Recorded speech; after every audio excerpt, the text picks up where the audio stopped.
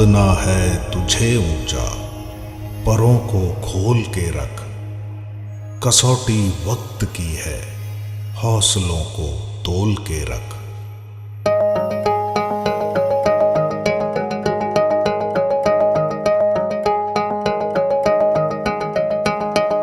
अभी आगाज है तेरा, बहुत कुछ सीखना है। कमर कसनी अभी बाकी है, मुट्ठी भींचना है। अभी आगाज है तेरा, बहुत कुछ सीखना है। कमर कसनी अभी बाकी है, मुट्ठी भींचना है। भले हालात हो कैसे भी, बस ये सोच ले तू, यही है जिद यही है रार, बस अब जीतना है। लिखूंगा खुद नई तकदीर अपने हाथ से मैं, रगों में खून के संग इस जुनून को घोल के रख। कसौटी वक्त की है, हौसलों को तोल के रख। जोड़ना है तुझे ऊंचा, परों को खोल के रख। कसौटी वक्त की है, हौसलों को तोल के रख। जोड़ना है तुझे ऊंचा, परों को खोल के रख।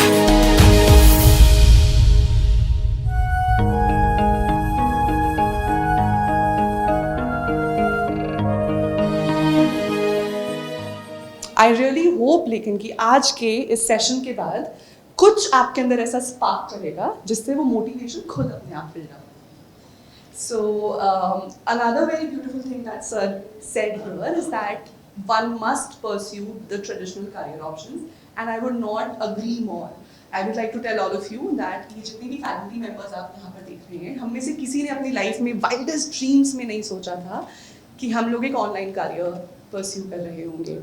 In fact, I myself have worked with a government aided college in Haryana. I was working there as an assistant professor for 2.5 years. Most of the faculties that you see here are either PhD scholars or assistant professors who have left their job for this.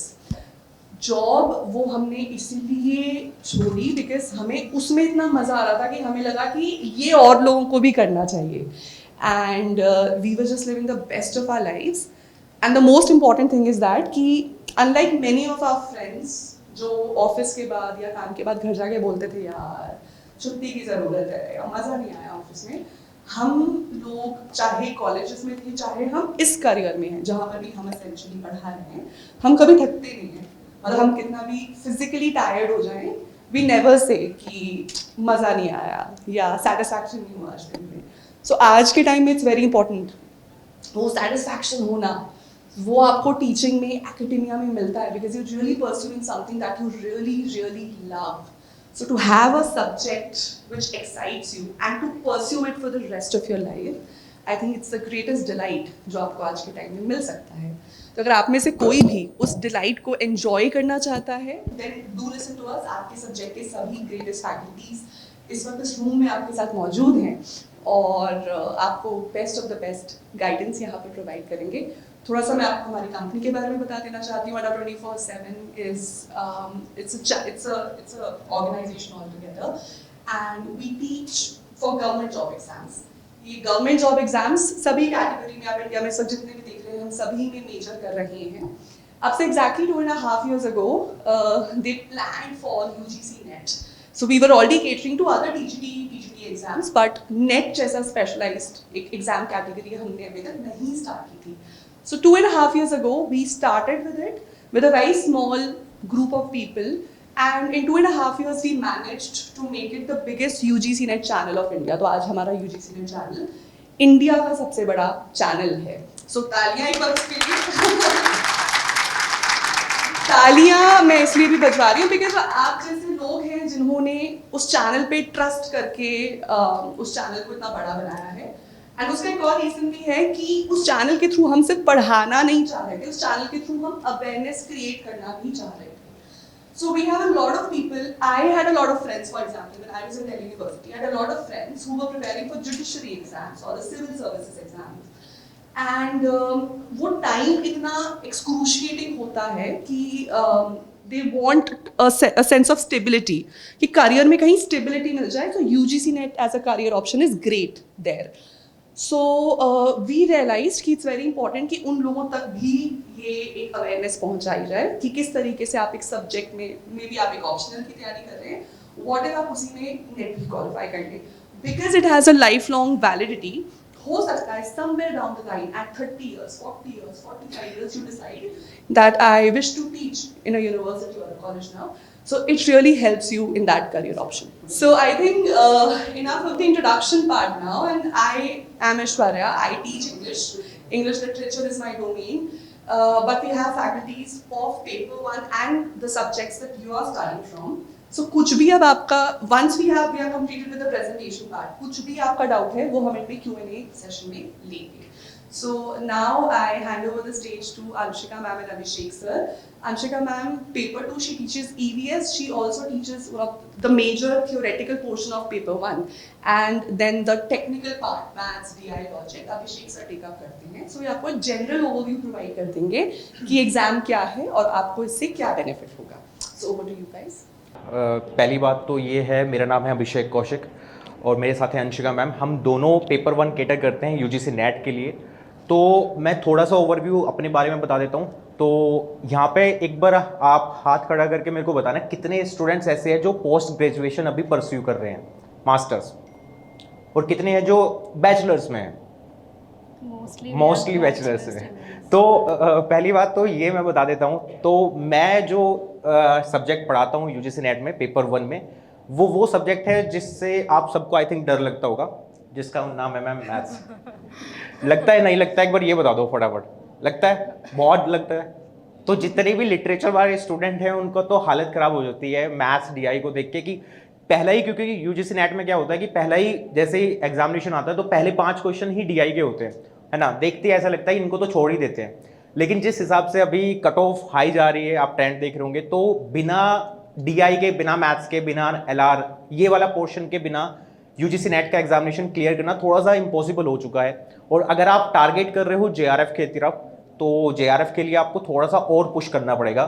तो specially paper 1 game changer role play कर रहा है आपके लिए.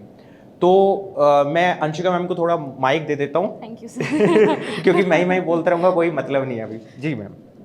Hello everybody, मेरा नाम अंशिका है and I am so pleased to be here, so delighted. I think ये मेरा पहला ऐसे ऑफलाइन सेमिनार है कि मैं ऐसे कॉलेज स्टूडेंट्स के साथ में इंटरैक्ट कर रही हूँ. And believe me, as soon as I entered the campus, wow यहाँ पे तो नेस्कैफे है यार, यहाँ पे basketball, cricket ground, oh my God, I was so thrilled. I like kind of recalled my college days and my hostel days and everything, and it was so exciting.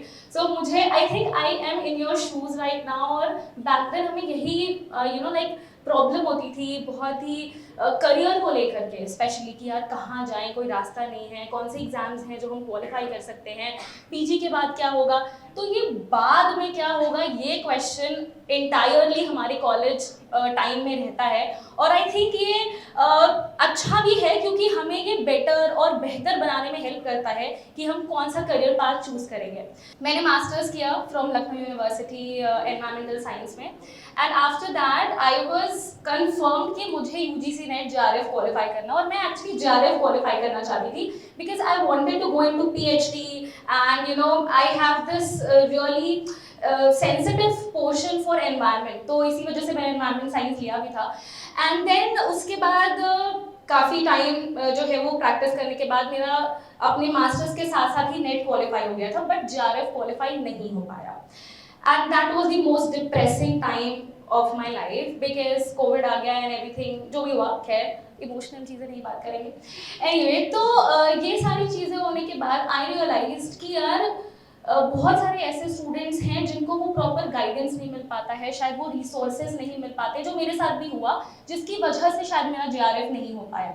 And when I got this platform, because as Aishwarya ma'am mention कि 2.5 साल पहले ये channel शुरू हुआ, and I was one of the first people who was like selected for the channel, and after that Aishwarya ma'am join. So मुझे ये हो गया कि यार मुझे वो रिसोर्सेज प्रोवाइड करने हैं, मुझे वो रिसोर्स बनना है उन सभी स्टूडेंट्स के लिए जो नेट जेआरएफ क्वालिफाई करना चाहते हैं. और शायद मेरी ही स्टोरी रही होगी कि वो करना चाहते थे बट नहीं कर पाए क्योंकि उनके पास वो वैलिड रिसोर्सेज नहीं थे.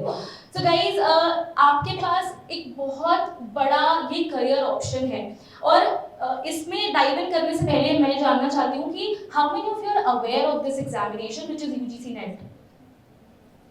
Okay, I think most of you know. All right, so जिनको नहीं पता है this session is for you, and जिनको पता है उनके लिए हम और ब्रॉडर स्पेक्ट्रम लेकर के आएंगे इस सेशन के थ्रू।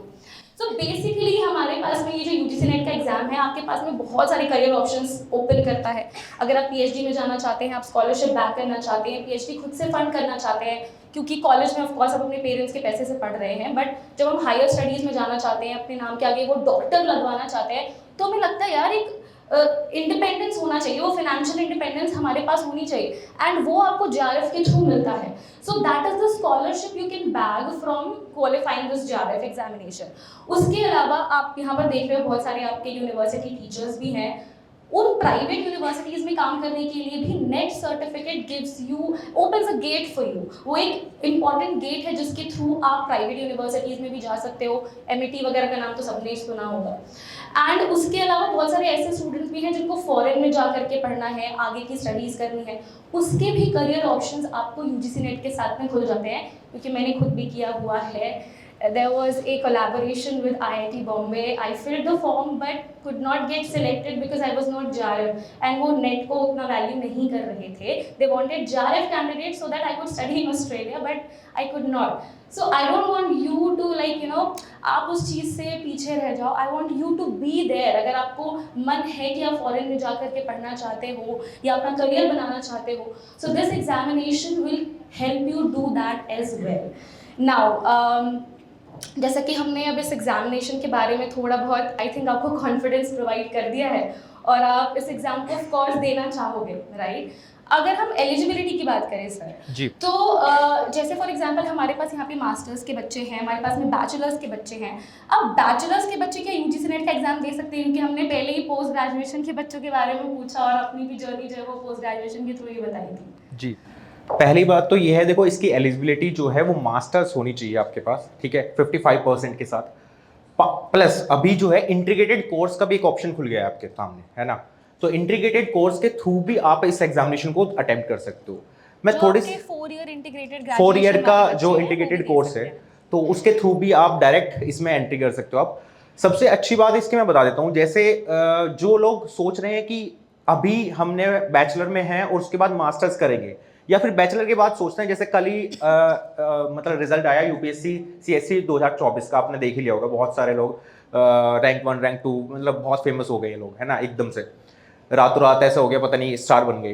तो अभी होता क्या है, जैसे यूपीएससी का अगर आपने सपना सोचा है कि हाँ यूपीएससी मेरे को अटेम्प्ट करना है, बट उसके साथ साथ एक बैकअप ऑप्शन आपके पास यूजीसी नेट का भी होना चाहिए। मैं ये मानता हूँ प्लान बी हमेशा रेडी होना चाहिए। अगर कभी प्लान ए खराब भी होता है या थोड़ी दिक्कत आती है, सो दैट आप अवेयर रह के प्लान बी को एक्टिवेट कर सको तुरंत के तुरंत, ठीक है? अभी जैसे हम सारे टीचर्स जो है ऑनलाइन ही पढ़ाते हैं, तो ऑनलाइन में जैसे मैंने आपने बता दिया कि मैं पेपर 1 में मैथ्स LRDI ये वाला पोर्शन कवर कराता हूँ। यही पोर्शन आपका दूसरे कॉम्पिटिटिव एग्जामिनेशन में भी हेल्प करता है आपको। ये नहीं सिर्फ यूजीसी नेट को क्लियर करने में हेल्प करेगा, आप जैसे ही बैचलर मास्टर्स खत्म कर लेते हो उसके बाद आपके पास वास्ट अपॉर्चुनिटी खुल जाती है। अब उसमें एक यूजीसी नेट का ऑप्शन खुल जाता है जिसमें आप ये सोचोगे कि हाँ मेरे को अगर असिस्टेंट प्रोफेसर बनना है, उस फील्ड में जाना है, उस करियर अपॉर्चुनिटी को परस्यू करना है, तो मैं इस यूजीसी नेट में पेपर 1 और पेपर 2 को एक साथ कंबाइन करके आगे बढ़ूंगी, ठीक है? ये आपको सोचना पड़ेगा अभी से ही, ठीक है? अब बहुत सारे स्टूडेंट के मन में आता है कि सर एग्जामिनेशन क्वालिफाई होगा नहीं होगा, ये सब थॉट भी आने लगते हैं, है ना? बट वो थॉट को थोड़ा आपको साइड लाइन करके थोड़ा आगे सोचना पड़ेगा, और ये सोचना पड़ेगा कि मैं जो सोच रही हूँ अपना टारगेट सेट करके कि यार मेरे को अगर यूपीएससी देना है या फिर मास्टर्स करके यूजीसी नेट का एग्जामिनेशन देना है, तो आपको थोड़ा ये सोचना पड़ेगा कि यार अभी मेरे को बताने की जरूरत नहीं पड़नी चाहिए किसी को कि मैं क्या कर रहा हूँ या क्या नहीं कर रहा हूँ, क्योंकि आपने वो सुना होगा कि वक्त आने दे बता देंगे तुझे आसमान, हम अभी से क्या बताएं क्या हमारे दिल में है। तो ये आपको अभी से सोचना पड़ेगा। तालियां होनी चाहिए थी वैसे कोई बात नहीं सर, कोई बात। तो ये है, अभी हम बुला लेते हैं नेक्स्ट फैकल्टी जो हमारे हैं, अंजलि मैम को। अंजलि मैम आप आइए, क्योंकि साइकोलॉजी के बहुत सारे स्टूडेंट आपका वेट भी कर रहे हैं यहाँ पे। एक बार मैम एक मिनट बस जी। मुझे एक चीज़ आपको यहाँ पे बतानी है कि हम जो बार बार आपको पेपर 1 पेपर 2 ऐसे बोल रहे हैं क्योंकि बहुत सारे बच्चों ने हैंड रेज नहीं किया, उनको नहीं पता यूजीसी नेट एग्जाम के बारे में, तो I am just gonna brief you about it कि पेपर 1 पेपर 2 क्या है और हम क्यों ऐसे आपको कह रहे हैं कि ये पेपर 1 की फैकल्टी है, ये पेपर 2 की फैकल्टी है। तो बेसिकली आपका जो यूजीसी नेट का एग्जामिनेशन है उसमें 2 पेपर होते हैं। एक होता है पेपर 1 जो आपका जनरल पेपर है, यहाँ पर जितने भी स्टूडेंट्स बैठे हैं मास्टर्स करने के बाद अगर आपको यूजीसी नेट का एग्जाम देना है तो ये पेपर 1 तो आपको कंपलसरी पढ़ना ही पड़ेगा। You can not exempt from this paper because this is the general paper. अब आपका पेपर 1 और पेपर 2 दोनों में ही 10-10 यूनिट होती हैं जो कि आपके टोटल 20 यूनिट बनाती हैं। और जो आपका पेपर 2 है वो आपका सब्जेक्ट स्पेसिफिक पेपर है। जैसे कि हम जब यहाँ आ रहे थे मैं बताया भी गया था कि कुछ बच्चे जो हैं वो साइकोलॉजी के हैं, कुछ बच्चे जो हैं पॉलिटिकल साइंस के हैं, मेजर स्टूडेंट्स जो हैं। तो आपका जो पॉलिटिकल साइंस जिसमें आप मास्टर्स कर रहे हैं या आप जिसमें पीएचडी करना चाहते हैं, जो भी आपका मेजर सब्जेक्ट है वो आपका पेपर 2 बनता है और इसके अंदर भी आपकी 10 यूनिट है। अब जो सिलेबस है और वो सारी चीज़ें हैं, क्योंकि अब आपको थोड़ा बहुत अवेयरनेस हो गई है तो जाकर के घर पे यूजीसी नेट ऑनलाइन की वेबसाइट पे जाके इतना काम कर लेना, पेपर 1 और पेपर 2 का अपना सिलेबस देख लेना क्या है कैसे है, फिर बाद में रिसोर्सेज तो हम हैं ही। चलो अब जैसे कि अभिषेक सर ने बोला, मैम अंजलि कौशिक मैम आप सभी को साइकोलॉजी पढ़ाती हैं एंड ये वैसे थेरेपी भी प्रोवाइड करती हैं, तो ma'am please over to you. Hello everyone. So myself Anjali Kaushik. कितने बच्चे यहाँ पर हैं जो साइकोलॉजी से बिलोंग करते हैं? काफ़ी सारे बच्चे साइकोलॉजी के। आई थिंक मेरे को लग रहा है 70% of the population is from psychology, right? देखने में ही कुछ ऐसा अप्रॉक्सीमेशंस मेरे को आ रहे हैं यहाँ पर। So firstly I would like to introduce myself. So myself Anjali Kaushik, I am holding AIR rank 27 in GATE, NET JRF qualified, plus I am recognized by President of India for my work in social area. I have worked with MSG, ministry of social justice and empowerment, और उससे पहले मैं UPSC का optional पढ़ा चुकी हूँ। और जो आपका यूजीसी नेट है इसकी तैयारी मैं पिछले 6 साल से कॉन्टिन्यूसली करा रही हूँ एंड इन प्रैक्टिस साइकोलॉजिस्ट भी हूँ। ठीक है, सो चलो ये तो रहा मेरे बारे में। अब यहाँ पर जितने भी बच्चे हैं, साइकोलॉजी में नेट देने का कौन कौन सोच रहा है, या कितने बच्चों को क्लिनिकल साइड पे जाना है? 2 ही बच्चे सोच रहे हैं, मतलब ये जो 8-10 बच्चे जिन्होंने अभी हाथ उठाया, बस यही बच्चे नेट के लिए सोच रहे हैं। तो कोई और करियर अपॉर्चुनिटी आपने सोची है साइकोलॉजी में, क्या आप रख सकते हो? कोई बताएगा मेरे को कि बाकी क्या अपॉर्चुनिटी है जो बाकी बच्चे नेट की तरफ नहीं आ लाइन? कोई बता सकता है कोई स्टूडेंट यहाँ पर ऐसा जो बता सके? तो कितने बच्चों ने यहाँ पे एमफिल का सोचा हुआ है कि आरसीआई का लाइसेंस चाहिए? आपको पता है एमफिल अभी थोड़ा कॉन्ट्रोवर्शियल इशू है। So I have worked with RCI member secretary also, but RCI का मैं थोड़ा सा क्लेरिफिकेशन आपको दे देती हूँ कि जो आपका एमफिल है वो कंटिन्यू रहेगा। तो जितने भी बच्चों ने ये सोचा है कि आपको लाइसेंस चाहिए एज अ क्लिनिकल साइकोलॉजिस्ट, तो आप अपनी एस्पिरेशन को बनाए रखो, क्योंकि बाकियों की एमफिल जो है वो डिसकंटिन्यू हो रही है, क्योंकि वहाँ पर आपका प्री रिसर्च वर्क कराया जाता है। लेकिन जहाँ साइकोलॉजी की एमफिल आती है ना, तो वहाँ पर थोड़ा सा डिफरेंस है कि हम वहाँ पर इन प्रैक्टिस की बात करते हैं। सो वहाँ पे आपकी थेरेपीज, आपको ये सारी चीज़ें सिखाई जाती है। तो हमारी MPhil is not similar to other subjects, जैसे आपका पॉल साइंस हो गया या इंग्लिश हो गया। इन सब्जेक्ट्स में जो एमफिल है वो हमारे वाली नहीं है। तो इस वजह से हमारा चाहे किसी और नाम से आएगा साइकोलॉजी का एमफिल, बट वो रहेगा। ठीक है, नाम चेंज हो सकता है लेकिन कोर्स विल बी देयर। तो उस एस्पिरेशंस को भी सारे लोग बनाए रखो। दूसरी चीज़ मैं कहूँगी कि आने वाला जो फ्यूचर है वो साइकोलॉजी से ही है और साइकोलॉजिस्ट का ही है, क्योंकि अब आपने देखा होगा कि मेंटल हेल्थ पे कितना ज़्यादा जो बेसिकली कंसंट्रेशन है वो गवर्नमेंट का भी गया हुआ है। आपकी मल्टीपल एजेंसीज भी इसके रिगार्डिंग ही काम कर रही हैं। तो जितने भी बच्चों ने साइकोलॉजी के लिए चूज़ करा है, देखो अभी आपको लग रहा होगा, मेरे को पता है बहुत सारे टैबूज अटैच हैं, बोलते हैं तो पागलों की डॉक्टर है, ये तो पागलों के साथ काम कर रही है। I have suffered that thing. अगर मैं हॉस्पिटल भी जाती थी एज ए इंटर्न, तो वहाँ पर भी यही चीज़ें चलती थी कि ये तो इनके साथ रह के इनके जैसी ही हो गई है। बट फर्स्टली आप एक साइकोलॉजिस्ट हो तो पहली चीज़ तो मेंटल हेल्थ को एक टैबू मानना बंद कर दो, चाहे दोस्तों में हो, ठीक है, चाहे किसी के भी साथ हो। अवेयरनेस फैलाना आप लोगों के हाथ में है। दूसरी चीज़ मैं बोलना चाहूँ कि अगर यूजीसी नेट आपको करना है तो देखो आपके पास, अगेन अगर हम साइकोलॉजी की बात करते हैं, हमारे पास किस किस बच्चे ने यहाँ पर सिलेबस देखा है अभी तक यूजीसी नेट का? किस किस बच्चे ने देखा है? एक ही बच्चे ने देखा है सिलेबस। तो ठीक है, देखो हम बात करते हैं जहाँ पर हम साइकोलॉजी नेट की गाइडेंस कर रहे हैं। अभी आपके पास एक बुक होगी जिसको हम बाइबल ऑफ साइकोलॉजी बोल देते हैं, that is Morgan and king. सब बच्चों ने पढ़ी होगी मॉर्गन एंड किंग। कितने बच्चों ने पढ़ी? एक मॉर्गन एंड किंग है, एक सिसरेली है, एक आपके पास बैरन है। आई थिंक इन 3 बुकों पे आपकी पूरी साइकोलॉजी वाला जो हमारा पूरा जो साइकोलॉजी वाला एरिया है वो इन्हीं बुक्स पे डिपेंड करता है। और बहुत से टीचर्स ये भी बोलेंगे कि इन बुक्स को कर लो, आपका यूजीसी नेट हो जाएगा। तो let me break that taboo, नहीं होने वाला। इन बुक से यूजीसी नेट आपका नहीं होगा। This is just a general book. इसके अंदर हर एक आपकी, जैसे यूजीसी नेट में हमारी 10 यूनिट्स हैं, तो 10 यूनिट्स में आपके पास फर्स्ट यूनिट है that is emergence of psychology. अब इमर्जेंस ऑफ साइकोलॉजी के अंदर you will be studying the philosophical thoughts of Greeks and plus your Indian psychological thought, then your academic psychological thought. अब ये सारा बाकी किसी बुक्स में आपको नहीं मिलने वाला, जो भी अभी जनरल बुक्स हमने डिस्कस करी है।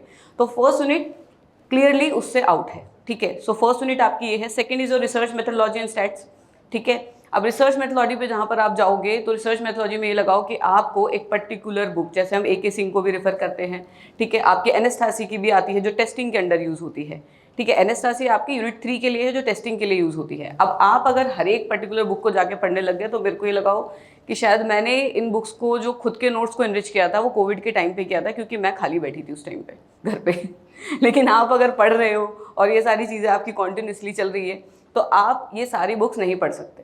अभी करंटली जो मतलब जो मटेरियल मेरे पास है, जो गाइडेंस है, वो उन सबका एक प्रॉपर क्या कहते हैं आपका प्रॉपर कंबाइन फॉर्म में आपको वहाँ पर मिल जाएगा, ठीक है। अगर आप मतलब जितने भी मेरे स्टूडेंट्स हैं आप उनसे भी पूछ सकते हो, तो वहाँ पर आप देखोगे कि जो सारा कॉम्बिनेशन है सारी चीज़ों का वो आपको प्रोवाइड हो जाएगा।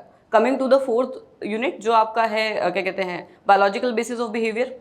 अब बायोलॉजिकल बेसिस ऑफ बिहेवियर के अंदर आपके पास पीनल की बुक है, ठीक है। एक आपके पास पीनल की बुक है जो आपको पढ़नी ही पड़ेगी, ठीक है। मैंने भी वो पूरी बुक पढ़ी है, 700 पेज की एक बुक है। और प्लस मैं बता रही हूँ कि अगर आप बुक्स की बात करोगे और बुक्स को हार्ड कॉपी में परचेज करके जाओगे, साइकोलॉजी की कोई भी बुक 7,500-8 हज़ार से नीचे है ही नहीं। यू हैव बुक्स जो मतलब 18 हज़ार कॉस्ट कर रही है। पर्सनैलिटी की शूट्स की बुक आती है, इट कॉस्ट 18,000।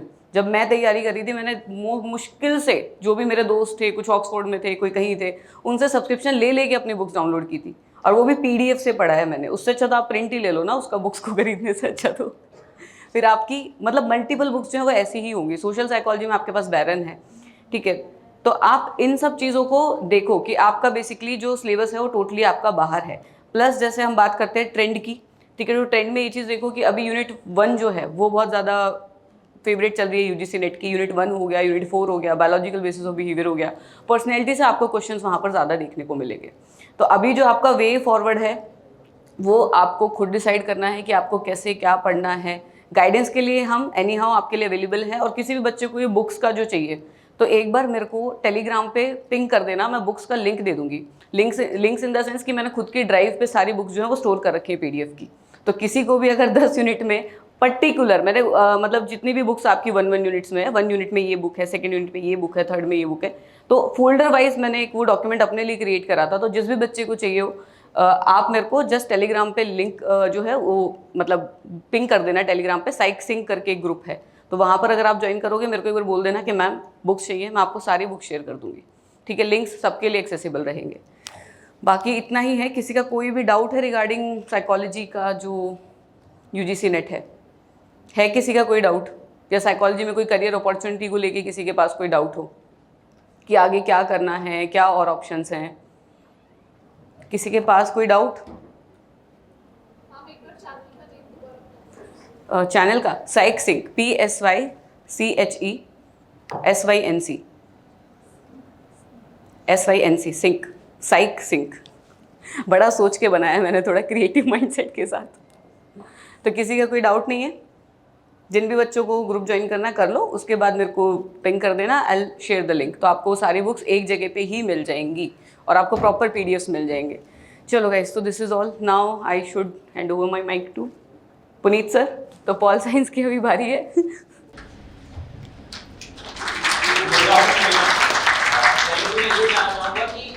क्योंकि मुझे बताया गया कि आप में से बहुत से बच्चे पॉलिटिकल साइंस के हैं और कुछ यहाँ पे इंटरनेशनल रिलेशंस के भी हैं, तो पॉलिटी वाले कितने हैं और IR वाले कितने हैं? पहले पॉलिटी वाले बताओ। ठीक है, एज एक्सपेक्टेड। पहले तो मैं एक बार ये बात कर लेता हूँ कि UGC नेट क्यों जरूरी है। तो ये आपका प्लान A के तरह भी काम करता है। अगर आपको इंटरेस्ट है टीचिंग में या फिर रिसर्च में इंटरेस्ट है तो ये आपको उसमें भी हेल्प करेगा।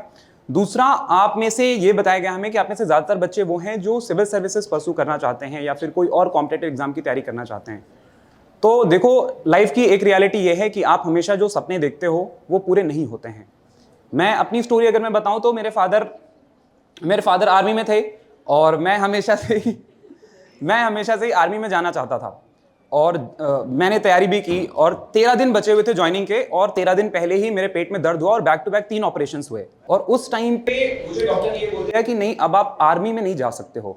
तो कई बार किस्मत हमारा साथ नहीं देती है, हम मेहनत कर रहे होते हैं बट हम हमेशा जो हमें चाहिए होता है वो नहीं मिलता है।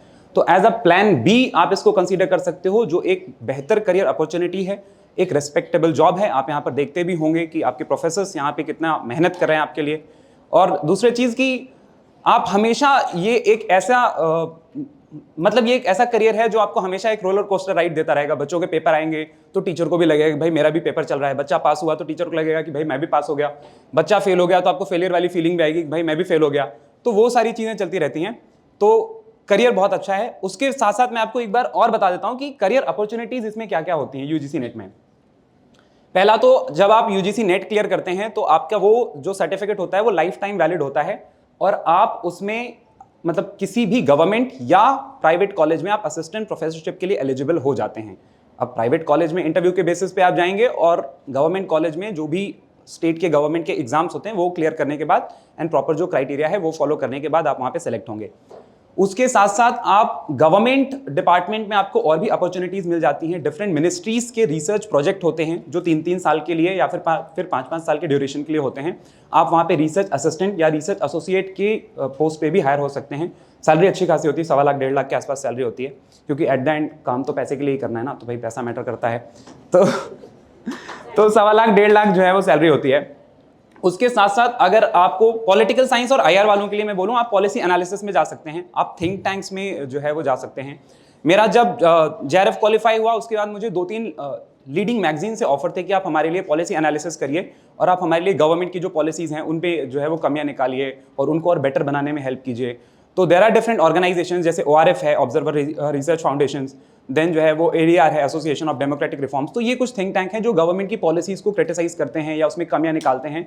तो आप उस तरह से आप इनमें पार्टिसिपेट करके आप अपने लिए एक बेटर अपॉर्चुनिटी भी सिक्योर कर सकते हैं। दूसरा, आप सोसाइटी में बहुत अच्छा जो है वो कंट्रीब्यूशन दे सकते हैं। आप गवर्नमेंट की पॉलिसीज़ में कमियां निकाल रहे हैं, उसको और बेहतर बनाने में हेल्प कर रहे हैं, तो वो आपको कहीं ना कहीं एक सेटिस्फैक्शन भी देगा कि हाँ भाई, अब मैंने समाज के लिए भी मैं कुछ कर रहा हूँ, सिर्फ अपने लिए नहीं कर रहा हूँ। तो ये भी एक करियर अपॉर्चुनिटी है। इंटरनेशनल अपॉर्चुनिटीज़ भी आपके पास होती हैं।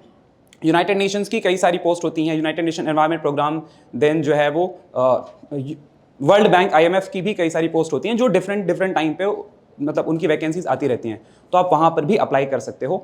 उसके साथ साथ आप लीडिंग न्यूज़पेपर और मैगजीन्स के लिए आप जो है वो लिख सकते हो। तो there are multiple opportunities. At the end कहना वही है कि भाई, मेहनत करने वाले के लिए कई रास्ते खुले हैं और जो मेहनत नहीं कर रहा है उसके लिए तो जो खुले हैं वो भी बंद जैसे ही हैं। अब PhD के बारे में थोड़ा आप लोगों को और गाइड करने के लिए मैं बुशरा मैम और शिखा मैम को बुलाना चाहूँगा।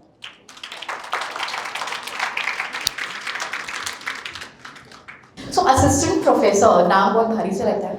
सो भारत में किसी भी यूनिवर्सिटी, किसी भी कॉलेज के अंदर if you aspire to become an assistant professor, so this is the examination firstly.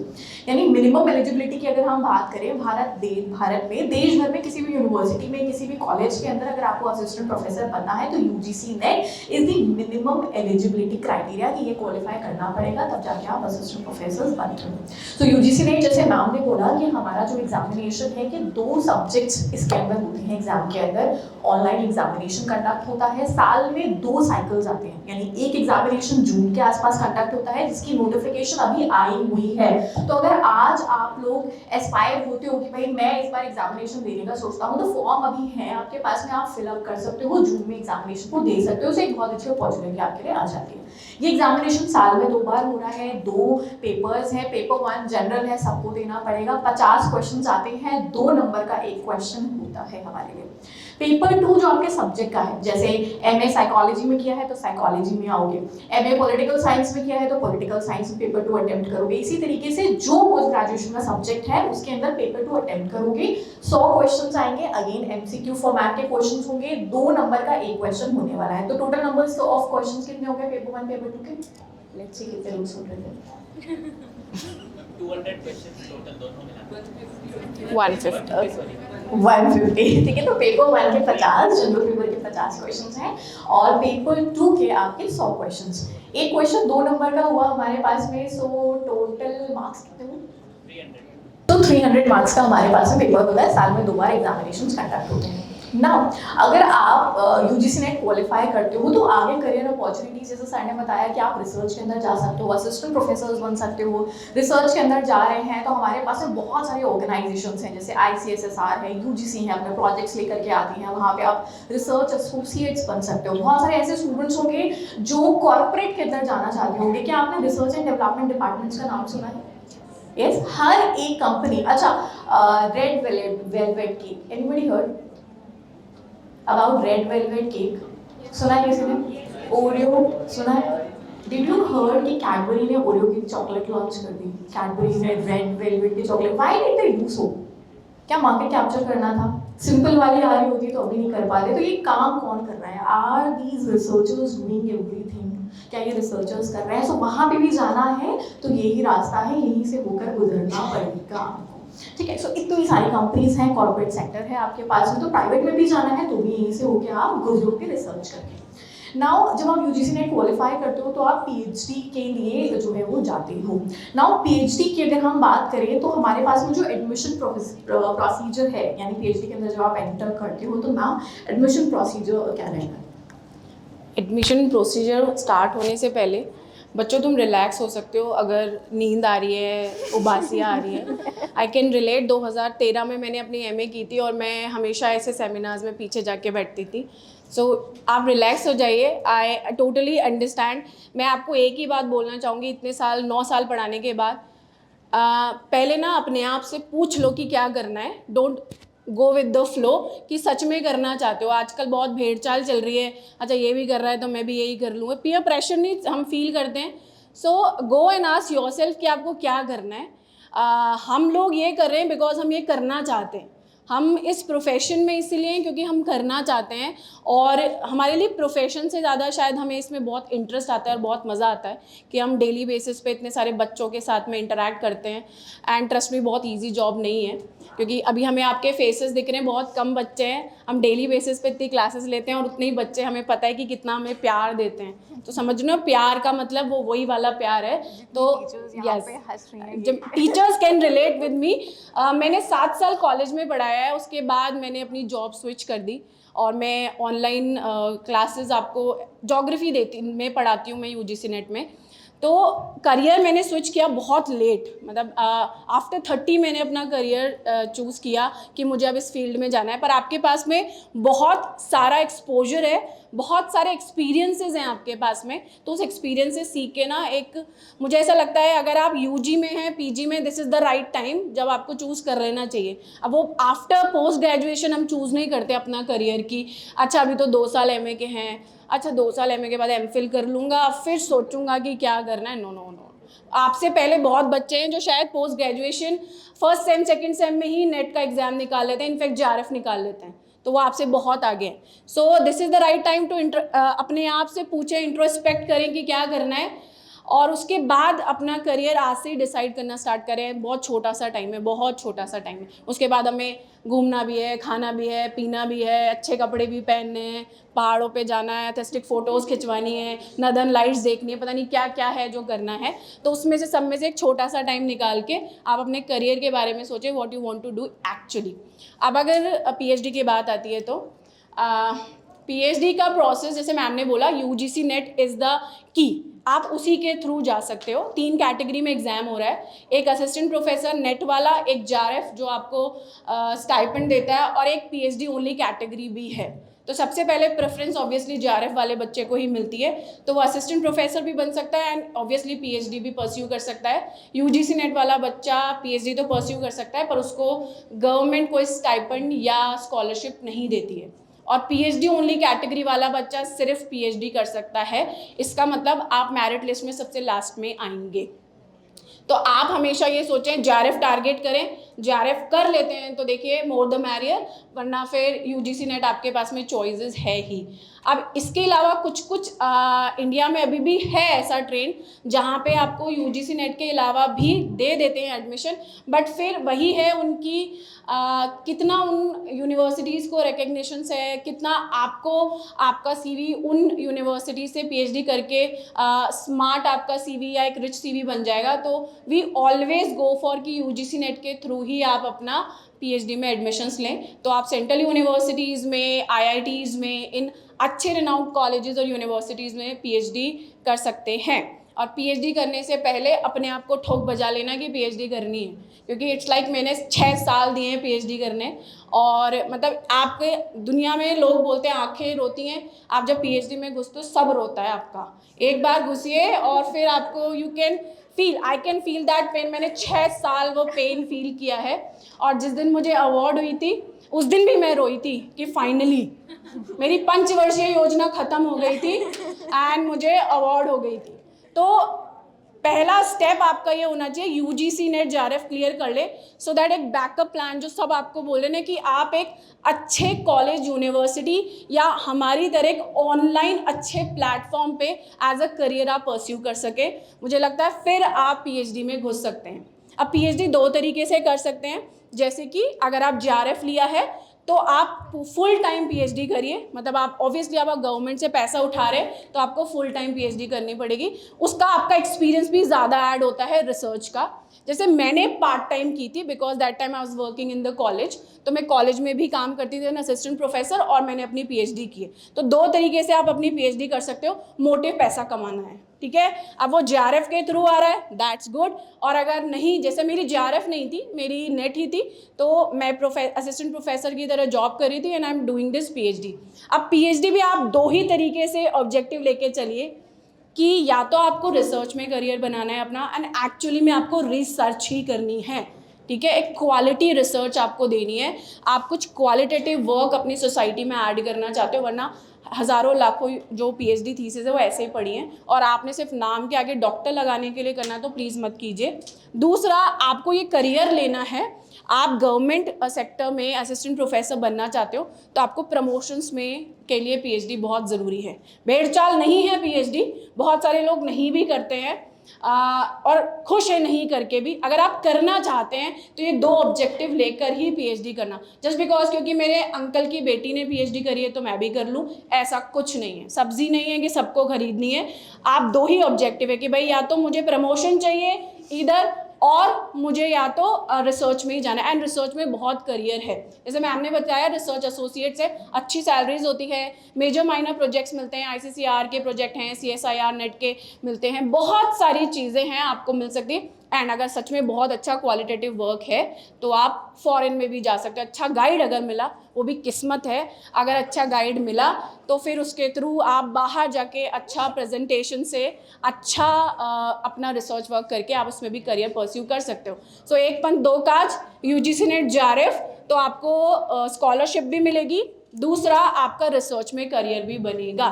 तो इट्स नॉट कंपल्सरी दैट आप टीचिंग करें, पर रिसर्च में भी करियर बना सकते हैं, एंड जो कि बहुत रिक्वायर्ड है इंडिया में अच्छे रिसर्च की, सच में बहुत ज़रूरत है।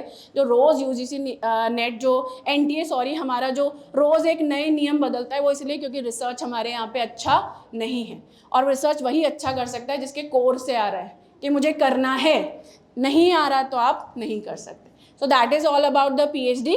तो सोच लेना और फिर ही घुसना इसमें। जैसे मैंने 5 वर्षीय योजना आपको बताई है ना, वैसे फिर आपकी भी वो हो सकता है आगे और खसकती चली जाए। तो सोचना, समझना, इंट्रोस्पेक्ट करना, then go into this PhD. पर यूजीसी नेट तो आप बैकअप प्लान, जो भी यूपीएससी करना चाहता है उसे बैकअप प्लान की तरह ये ज़रूर देखना चाहिए। Any question? Yes, good afternoon. Ma'am, आपने जैसा बताया कि बैकअप प्लान, तो मेरा अभी एमए पब्लिक पॉलिसी चल रहा है, ये मेरा दूसरा मास्टर्स है। 2021 में मेरा यूजीसी नेट हो गया था इन इकोनॉमिक्स। मैं उस वक्त जेआरएफ नहीं हुआ था, जस्ट 2 मार्क्स की वजह से। तो मेरा कहीं ना कहीं मानना है कि पेपर 1 थोड़ा इंपॉर्टेंस रखता है। तो मैं आपसे ये पूछना चाहता हूँ कि पेपर 1 और प्रीवियस ईयर पेपर्स क्या मायने रखता है? देखिए, पेपर 1 कहीं ना कहीं नहीं, पेपर 1 मायने रखता ही है। इट्स अ गेम चेंजर, है ना।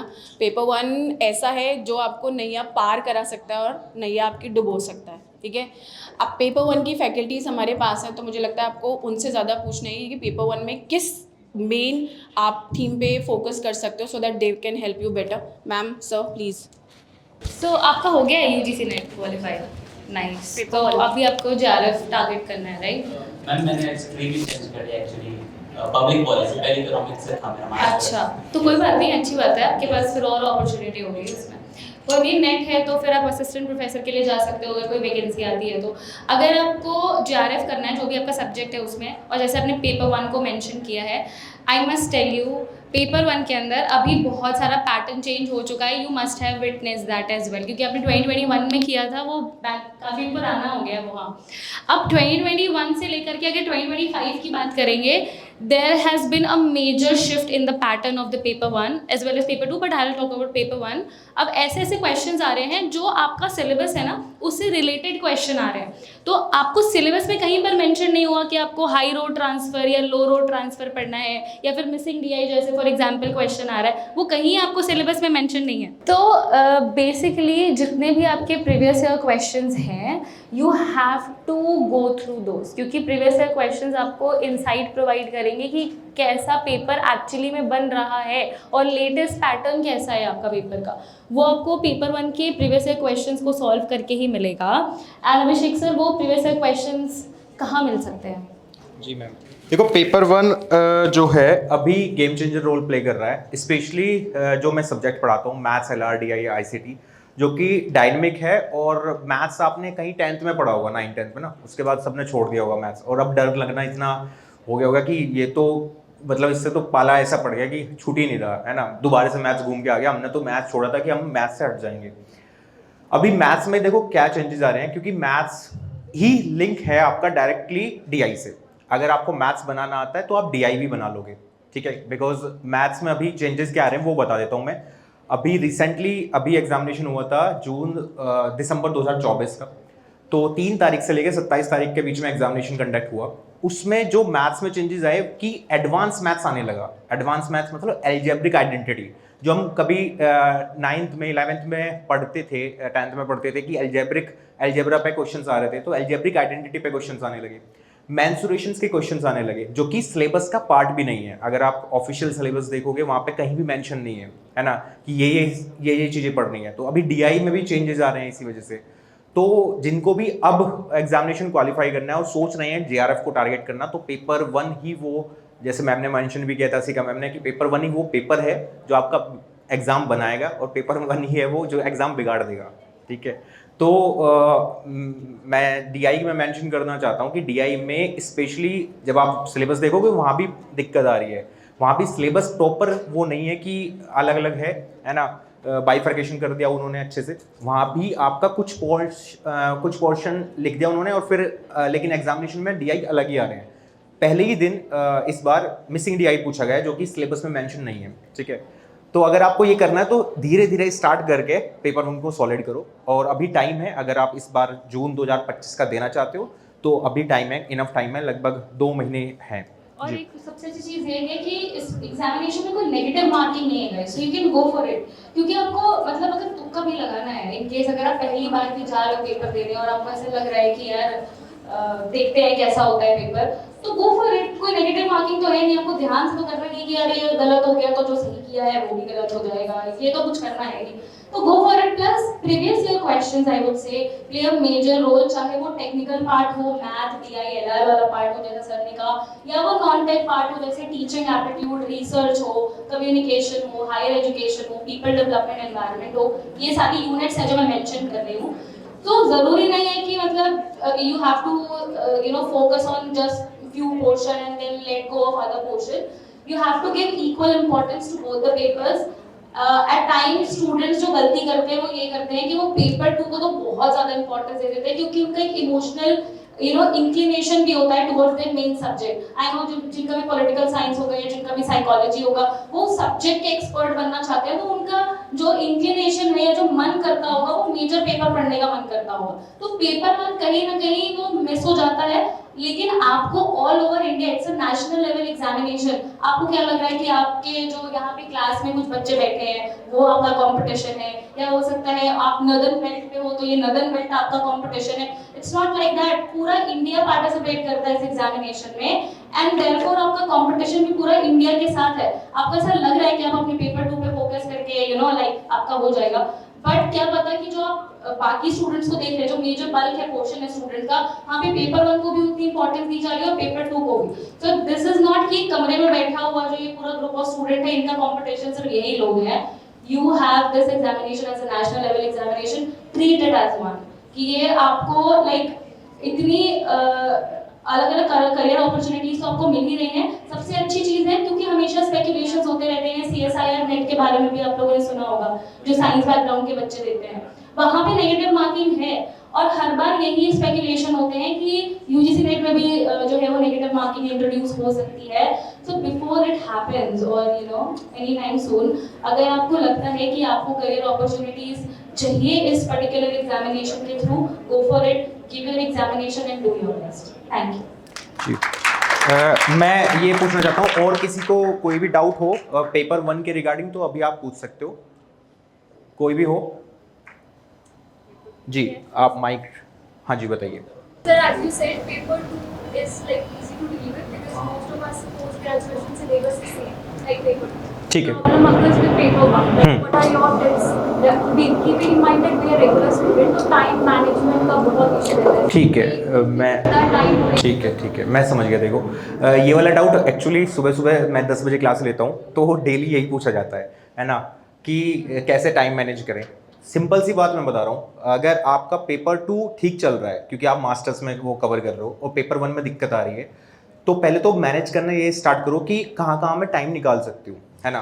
पूरे दिन में सपोज मैं 5 ही घंटे निकाल रही हूँ, मैं कॉलेज भी जा रही हूँ या जॉब कर रही हूँ, है ना, पूरे दिन में 5 ही घंटे निकल रहे हैं, तो उन 5 घंटों को डिवाइड कर लो थोड़ा थोड़ा, कि मैं पेपर 1 चलो सुबह सर की क्लास होती है वो 1 घंटा कवर कर लिया, है ना. देन फिर मॉक टेस्ट देना स्टार्ट करो, जिससे आपको थोड़ा थोड़ा पता भी चलता रहे कि कहाँ पे लैग कर रहे हो आप. आपको लग रहा है कि चलो पेपर 1 तो अच्छा चल रहा है, बट जब आप मॉक टेस्ट दे रहे हो नंबर ही नहीं आ रहे, है ना, तो वो थोड़ा आइडेंटिफाई करना स्टार्ट करो. और जैसे अभी बहुत सारे बच्चे ना डरते रहते हैं, है ना, एग्जामिनेशन दे ना दें, बिकॉज आप सारे मास्टर्स के हो, नॉर्मली जितने भी स्टूडेंट्स मास्टर्स में हैं वो इस साल का एग्जामिनेशन जरूर देंगे. पहली बात तो ये है ना, चाहे आपकी तैयारी 10% हो, 20%, 30%, कितनी भी हो, आपको एग्जामिनेशन देना है, बिकॉज आप फेमिलियर हो जाओगे ऑनलाइन एग्जामिनेशन से. बिकॉज मोस्ट ऑफ यू, मैं जितना सोच पा रहा हूँ कि आपने ऑनलाइन एग्जामिनेशन दिया ही नहीं होगा इससे पहले CBT मोड में, तो आपको मार्क फॉर रिव्यू का जो ऑप्शन आता है वो नहीं पता होगा, है ना. बहुत सारे ऐसे चीज़ें होती हैं, एंग्जाइटी होती है एग्जाम में, है ना, लोगों की हालत खराब हो जाती है वहाँ पे, क्योंकि क्या होता है ऑनलाइन में जैसे ही स्टार्ट होता है सो सब माउस से टिक टिक टिक टिक करना स्टार्ट कर देते हैं वहाँ पे, क्योंकि आंसर मार्क करने होते हैं. तो वो चीज़ हैबिचुअल हो गया आप जब आप मॉक टेस्ट और सब एग्जामिनेशन इस बात का दोगे. ठीक है, कितनी भी तैयारी हो डजंट मैटर, है ना. जैसे मैं हमेशा बोलते रहता हूँ क्लास में, क्यों डरे, जिंदगी में क्या होगा, कुछ ना हुआ तो एक तजुर्बा नया होगा. वाह वाह वाह, बोलना था, ये बात बोलनी थी. तो मैं हमेशा यही कहता हूँ, आपको जाके देखना एक बार, है ना, सो दैट आप अवेयर हो जाओगे उस exam point CBT mode examination से कि कैसा होता है.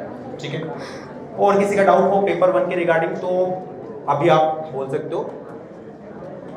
और किसी का डाउट है? टाइम मैनेजमेंट पे I want to add one thing also, since you are regular college going student and यहाँ पे बहुत सारे ऐसे स्टूडेंट होंगे जो कॉलेज गोइंग होंगे, you can utilise your weekends really well, because आपके वीकेंड्स पे तो कॉलेजेस नहीं होते ना, कॉलेज नहीं आना होता, तो वो आप टाइम यूटिलाइज कर लो. But also having said that, I also want to add one thing, अपनी अकेडमिक्स को प्लीज़ स्टेक पे मत रखना किसी भी वजह से. You have to do good, you have to do excellent in your academics. वो नंबर आएगा, वो परसेंटेज आएगा, तो ही आप एलिजिबल भी होगे इस एग्जामिनेशन के लिए. तो एक बैलेंस बना के रखना भी ज़रूरी है between your competitive examination and your academics as well. और जैसे मैम ने मेंशन किया कि वीकेंड पे तो छुट्टी रहती होगी, बट मेरे को लगता है आपको घूमना फिरना भी होगा, है ना, मौज मस्ती भी करनी होगी, क्योंकि कॉलेज में बिकॉज आई वाज इंजीनियर्स, तो मैं मैकेनिकल इंजीनियर था, है ना, मैंने इंजीनियरिंग की है. और इंजीनियरिंग के स्टूडेंट आप किसी से भी पूछना जो हॉस्टल में रहे हैं, है ना, तो उनका अलग ही सीन बनता है. वो नॉर्मल गाय होते ही नहीं है मैम, इंजीनियर्स. अच्छा ठीक है. तो मेरे को पता है कॉलेज में आपको फन भी करना है, मस्ती भी करनी है, पढ़ाई भी करनी है, बट ये मैनेज हो सकता है साथ बाई साथ, एक साथ चलते हैं ना, कोई प्रॉब्लम नहीं होगी. बट जैसा मैंने मेंशन किया था अभी कि एग्जामिनेशन जरूर देना है आप सभी को. ठीक है, उसको ये मत सोचना कि मेरी तो तैयारी नहीं हुई सर, है ना, अभी तो बस सिलेबस भी खत्म नहीं हुआ, है ना. आप थोड़ा, आपको आदत पड़ जाएगी उससे ऑनलाइन एग्जामिनेशन देने की. ठीक है, हाँ जी, सारे आपको ही पूछने हैं क्या? अच्छी बात है, at least she is taking the initiative.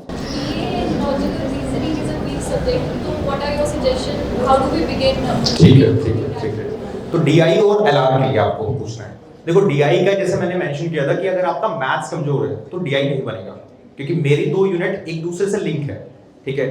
अगर सपोज करो मैं एग्जांपल देता हूँ, है ना, आपसे ही पूछता हूँ, ठीक है, रेडी रहना। जैसे मान लो आपने परसेंटेज पढ़ा होगा, है ना, 10th में हम पढ़ते थे परसेंटेज। तो अगर मैं आपसे अभी पूछूं कि 33 1/3% है आपके पास कुछ चीज, तो उसका फ्रैक्शन वैल्यू कितनी हुई? 1/6। बहुत बढ़िया, सही जा रहे हो, 1/3 हो, है ना। अभी निकली कैसे? हम बचपन में तो ऐसा करते थे कि 33 into 3 की मल्टीप्लाई करी 99, और एक ऊपर होता था 100 डिवाइडेड बाय 3, तो 100 से 100 कैंसिल आउट, 1/3 आ जाता था, है ना। अब ये जो है मैथ्स में तो यूज होगा ही होगा, लेकिन ये डीआई में भी यूज होगा। तो इस वजह से मैं कह रहा हूं कि अगर आपका मैथ्स सॉलिड नहीं है तो डीआई बिगड़ जाएगा। एलआर की जहां तक बात है कि एलआर में मोस्टली चीजें थ्योरेटिकल है ना, वो कवर हो जाएगा, बट पहले आपको ये चीजें समझनी पड़ेंगी, ठीक है।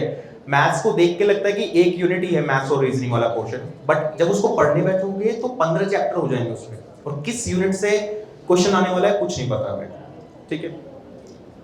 और कोई डाउट किसी का तो आप बता सकते हो। जी मैम। एक मैं जानना चाह रही थी, जैसे आप में से कितने कोई इंस्टाग्राम इन्फ्लुएंसर है? सारे हैं मैम। किसी का इंस्टाग्राम चैनल और हाँ, तनिष्क है। कौन है तनिष्क? कैसी वीडियो बनाते हो? कौन है?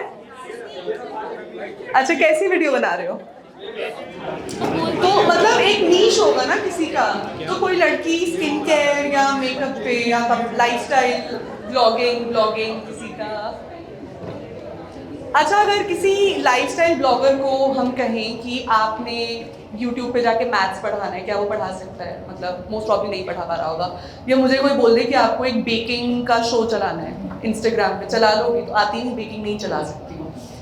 कोई भी इंसान, आप जितने भी अपने अराउंड लोग देख रहे हैं जो आज सक्सेसफुल हैं, वो इस रीजन से सक्सेसफुल हैं कि उन्होंने अपना नीश आइडेंटिफाई किया था और उस नीश पे इन्वेस्ट किया। That's very simple. I was so bad in math and paper 1 that I studied for only 4 days paper 1 के लिए, बट मेरे सब्जेक्ट इंग्लिश लिटरेचर पे इतना अच्छा होल्ड था कि मैंने बहुत अच्छे मार्क्स से नेट क्वालिफाई कर लिया और आज मैंने वही करियर बनाया है। सो कहने का मतलब ये है कि आज इस लेक्चर के थ्रू हम आपको सिर्फ फर्स्ट करियर ऑप्शन या सेकंड करियर ऑप्शन नहीं बताना चाहते हैं, हम बताना चाहते हैं कि आपको किसी एक फील्ड में मास्टरी कर लेनी चाहिए at the end of the day, even if it's skincare and all of that. Let me tell you, because we are living in a world which is revolutionized by internet and IT technology, and चीज़ें अब यहीं से आगे बढ़ेंगी। मतलब लोग AI भी बोलते हैं। AI स्मार्ट कैसे हो रहा है? AI picks up data that is already existing on the internet. तो मैं अगर उसको बोलूँगी कि मुझे विलियम शेक्सपियर के 10 इंपॉर्टेंट कोड्स बताओ, तो वो ऑलरेडी एक वेबसाइट पे जाएगा। उस वेबसाइट को एक इंसान ने बनाया होगा जिसने वो कोड्स अपलोड किए होंगे एंड वहाँ से वो डेटा पिक कर रहा है। इसका मतलब कि अगर आपका एक सब्जेक्ट पे एक्सपर्टीज है, आपकी एक्सपर्टीज को in the future AI use करके खुद को स्मार्ट बनाना चाहेगा, तो at first place your expertise is important. अब वो एक्सपर्टीज कहीं पर भी हो सकती है, ठीक है। फॉर एग्जाम्पल हमारी कंपनी अगर 24/7 में मैं आप सबको बताना चाहती हूँ, बहुत ग्रेट अपॉर्चुनिटी हमने सभी फ्यूचर एजुकेटर्स एंड इन्फ्लुएंसर्स के लिए भी स्टार्ट की है। बिकॉज अब जितना ज़रूरी है, जैसे हम आपसे मिलने आए, so this was a way we could network with you and connect with you at a physical level. लेकिन इंटरनेट की दुनिया अपने आप में एक सेपरेट दुनिया बन गई है, वहाँ पर भी सबको कनेक्ट करने की ज़रूरत है। Everybody has to come together. So we also connect with influencers, people से जो PhD का गाइडेंस देते हैं इंस्टाग्राम पे या यूट्यूब पे, हम उनके साथ कनेक्ट करते हैं, वो हमारे साथ कनेक्ट कर रहे हैं। So under that, we have launched a flagship program called FEP. It's called Faculty Excellence Program. So ये उन लोगों के लिए प्रोग्राम है जो 0 to 2 years of online teaching का एक्सपीरियंस लेके चले हैं। So अभी आप जैसे कॉलेज ग्रेजुएट्स हैं, आपका सब्जेक्ट पे अच्छा होल्ड है, आप में से कुछ लोग नेट भी क्वालिफाइड हैं, so you can apply for that program online. If you get selected for it, so 1 month आप हमारे ऑफिस कैंपस में we will give you a stipend of 15,000 per month, and 1 महीना हम आपको हमारे सभी टॉप एजुकेटर्स से ट्रेनिंग दिलवाएंगे। अब क्यों आपको उन टॉप एजुकेटर से ट्रेनिंग लेनी है, मैं अपनी बात नहीं कर रही हूँ, बट हमारी कंपनी में कुछ ऐसे भी एजुकेटर्स हैं जो on a monthly basis over 10 lakh कमा रहे हैं, over around 10 to 20 lakh per month के ब्रैकेट में कमा रहे हैं। ये वो एजुकेटर्स हैं। सो उनके अंडर उनके साथ कि वो ऐसा क्या कर रहे हैं भाई कि वो इतने पैसे कमा रहे हैं, इतने सक्सेसफुल और इतने लोगों की ज़िंदगी बदल पा रहे हैं। उन लोगों के साथ मिलकर आपको 1 महीना ट्रेनिंग मिलेगी। If you get selected then आपको हम आपको उसमें इतना भी ट्रेन कर देंगे कि आप खुद का यूट्यूब चैनल कैसे रन करना है, खुद का इंस्टाग्राम कैसे रन करना है, वो भी सीख जाओगे। Otherwise if you are great and we have a vacancy we can fix you somewhere, हम आपको अपने अंडर भी यूट्यूब चैनल खोल के देंगे, फिर आप हमारे चैनल्स पे एज अ फैकल्टी पढ़ा सकते हो। फिर उसके साथ मार्केट स्टैंडर्ड्स के हिसाब से आपको पे भी किया जाएगा, which will also be great. अगर आप में से कोई एक इन्फ्लुएंसर है एंड उस फील्ड में जाना चाहता है, सो इन्फ्लुएंसर्स का एक प्रोग्राम भी हम रन कर रहे हैं, सब कुछ करंटली हम ऑफर कर रहे हैं। The thing is that this is the future, लेकिन आप उस फ्यूचर में एंट्री नहीं ले पाओगे अगर आपने किसी फील्ड में मास्टरी नहीं हासिल की। ठीक है, मैं कॉमर्स के बारे में या ज्योग्राफी के बारे में कुछ नहीं बोल पाऊंगी, लेकिन मुझे पता है कि अगर इंग्लिश लिटरेचर की बात आई तो मुझे एक ऐसा फेस बनना है, करियर बनाना है कि बच्चा मेरे पास ही आ रहा है कि इंग्लिश लिटरेचर पढ़ेंगे तो शर्म से पढ़ेंगे। आपने जब तक वो सिचुएशन तक आप नहीं पहुंचे तब तक आप अपनी ज़िंदगी के साथ कुछ बेहतर नहीं कर पाओगे।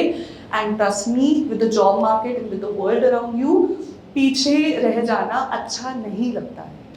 जितना इम्पॉर्टेंट है फन करना, उसके साथ थोड़ा अब बैलेंस आउट कर लो। थैंकफुली आज के टाइम में करियर ऑप्शंस ही फन अपॉर्चुनिटीज़ भी हैं।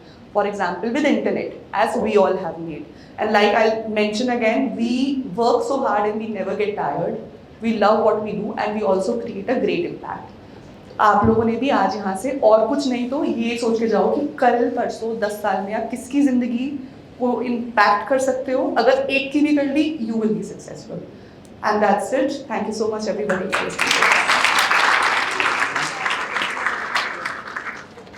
गाइस, एक सरप्राइज भी है आप सबके लिए, तो फ्री में नहीं जाने देंगे आपको, टेंशन मत लो। आपने इतना टाइम स्पेंड किया है यहाँ पे, तो मेरे पास एक क्वेश्चन है जो कि मैं पढ़ाता हूँ मैथ्स, तो मैथ्स का ही क्वेश्चन है, लेकिन एक उसमें ट्विस्ट ये है, जो सही जवाब देगा उसके लिए गिफ्ट है हमारे पास, है ना। हमारे मैनेजर सर हैं, गिफ्ट लेके बैठे हैं। तो मेरे लिए तो मेरा जो क्वेश्चन है ध्यान से सुनना, ठीक है। इंटरनेट कोई यूज़ करेगा नहीं, क्योंकि करोगे तो तब भी आंसर नहीं आ पाएगा, ठीक है। तो सिंपल सी बात ये है, एक बहुत बेसिक सा क्वेश्चन है, डेली लाइफ से कनेक्टेड है। आप शर्ट लेने जाते हो, शॉपिंग करने जाते हो मॉल में, है ना, और सपोज करो आप आज लेने गए शाम को कि शर्ट लेने चलते हैं, और 5 शर्ट लेने गए आप, मान लो, है ना। शॉपकीपर ने बोला कि यार नहीं, 5 तो ठीक है ले लो, पर 2 मैं फ्री भी दे रहा हूँ आपको। तो 5 लेने गए, 2 फ्री उसने दे दी, तो डिस्काउंट परसेंटेज कितना होगा ये बता दो जल्दी से। टिक टिक 1, समझ में आया? चलो रिपीट कर देता हूँ। 5 शर्ट आप लेने गए हो, ठीक है, 2 उसने कहा कि यार मुफ्त ले लो, फ्री ले लो मेरी तरफ से, डिस्काउंट चल रहा है, चलो, है ना, 2 फ्री भी दे दी उसने। तो डिस्काउंट परसेंटेज कितना हुआ? कितना डिस्काउंट परसेंटेज शॉपकीपर ने आपको दे दिया? हाँ जी बताइए। नहीं, गलत है। सही आंसर जो देगा उसके लिए गिफ्ट है। सर गिफ्ट दिखा दो एक बार, एक बार गिफ्ट भी दिखा दो। 20%। गलत। ऐसे जय माता दी टिक नहीं करना है ना। 20 हो गया, 40 हो गया। नहीं नहीं नहीं, तो जिसको जो भी सही जवाब देगा उसको मिलने जा रही है गिफ्ट। नहीं, 0 कैसे मिल जाएगा? 0 मेजॉरिटी ने बोला। चलो मैं बताता हूँ कैसे होगा, देखो बिल्कुल सही है। कौन है? गूगल। Back benchers. गूगल। आपने बताया नहीं, गूगल से नहीं देख रहा, आपने चलो आ जाओ, बैक बेंचर आ जाओ। Very nice. तो मैं बता देता हूँ कैसे हुआ है। आप 5 शर्ट लेने गए हो, 2 फ्री मिल गई है, तो जो 2 फ्री मिली है डिवाइडेड बाय 7, टोटल 7 इंटू 100 बस। आ जाइए, क्या नाम है आपका? आदित्य चौहान। चौहान जी जीत गए हो गूगल की। तो ये बुक हमने लॉन्च कर दी है पेपर 1 की। अगर आपको नहीं पता है, अगर आप पेपर 1 में थोड़ा भी दिक्कत आ रही है आपको, तो अंशिका मैम और मेरी ये पेपर 1 की बुक है, all 10 units previous year question, जिसमें आपको 1500 से ज्यादा क्वेश्चंस मिलने वाले हैं, ठीक है। आप इसको ऑनलाइन वेबसाइट से ले सकते हो, बट चौहान साहब को तो मिलेगी फ्री है, बिकॉज उन्होंने आंसर कर दिया है गूगल के हेल्प से। लीजिए। Thank you sir. ओके, कुछ बोलना चाहोगे चौहान साहब? ठीक है, एक अंशिका मैम अपना भी एक क्वेश्चन पूछने वाली है, अब एक गिफ्ट और है, ठीक है, अभी रुके रहो। आइए मैम। मेरा बहुत सिंपल क्वेश्चन है, ठीक है, तो जो पहले हाथ रेस करेगा वही जीत जाएगा। द क्वेश्चन इज दैट किसी भी कम्युनिकेशन प्रोसेस को अच्छा बनाने के लिए, इफ़ेक्टिव बनाने के लिए, प्रभावी बनाने के लिए कौन सा एलिमेंट कम्युनिकेशन का सबसे ज़्यादा इम्पोर्टेंट है? No options. Yes, I got that. No, yes, so please आप आ जाओ। So the right answer for this question is feedback. जब भी हम कम्युनिकेट करते हैं तो एक स्पीकर है, एक रिसीवर है, प्लीज़ आप यहाँ जाओ, एक स्पीकर है, एक रिसीवर है, एक चैनल या मीडियम है, उसके थ्रू कम्युनिकेट किया जा रहा है। बट जब तक रिसीवर की बात सेंडर तक नहीं पहुंचती है, मतलब अगर आप हमें फीडबैक नहीं देते हो तो there is no effective communication. What's your name? Navpreet. Navpreet, congratulations and very well done. आपने डाउट्स भी पूछे, आप ये बुक भी आपको मिल चुकी है, सो अब आप तैयारी आज से करना शुरू कर दो, वीकेंड्स को यूटिलाइज करो and I am sure you are gonna qualify your NET JRF examination. Well done.